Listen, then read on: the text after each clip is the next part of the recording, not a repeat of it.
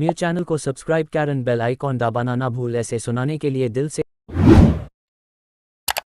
Sunday जज्बात काशी के डोम राजा परिवार के मौजूदा डोम की कहानी। लोग लाश देखकर डरते हैं, हम तो छुपन छुपाई भी मुर्दों के बीच खेलते थे। 10 महीने पहले लेखक माता प्रसाद चौधरी। लाश होने के बाद लोगों की जिंदगी खत्म हो जाती है। मेरी जिंदगी ही लाशों से शुरू होती है।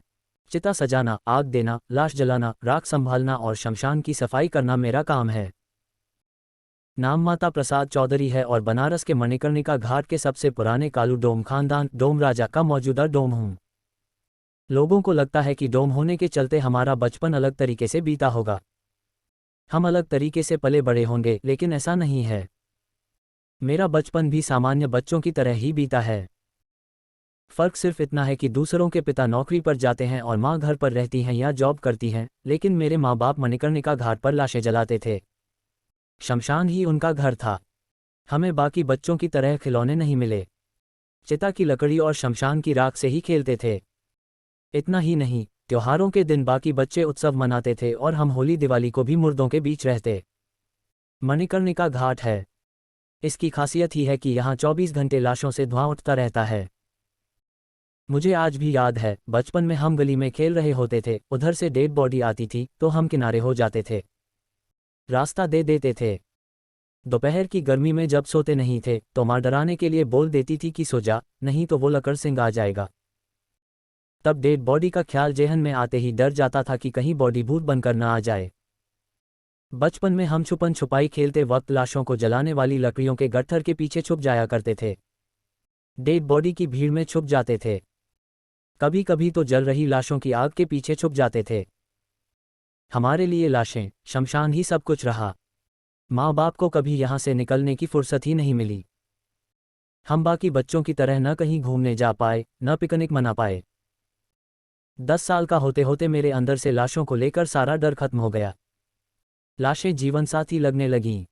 अब तो 50 साल हो गए मुझे इस घाट पर काम करते। लोग मुझे ढूंढते हुए आते हैं कि कालू डोम खानदान का डोम कौन है। मेरे खानदान के यहाँ 500 घर हैं। हमारे घर की दाल रोटी मुर्दों से चलती हैं। लाश जलाना हमारा काम है, पेशा है। लोग तो ये भी सोचते हैं कि हमारा कभी भूत प्रेत से सामना हुआ होगा। मणिकर्णिका घाट के आसपास मेरे खानदान के करीब 500 घर हैं। हमारे घर की दाल रोटी मुर्दों से चलती हैं। लाश जलाना हमारा काम है, पेशा है। चैत के नवरात्र में इस शमशान में नगर वधुएं नाचती हैं, रुद्राभिषेक होता है। महाशिवरात्रि पर चिताओं की राख से हम होली खेलते हैं।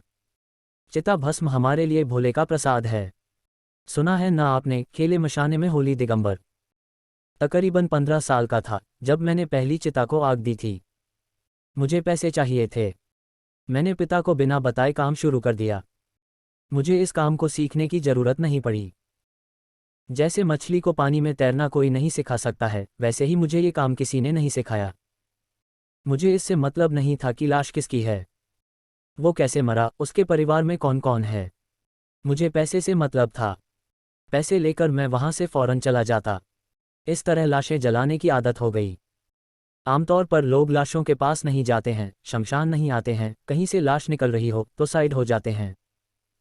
अगर शमशान आए तो लौटकर फौरन नहाना धोना करते हैं, लेकिन हम ऐसा कुछ नहीं करते हैं।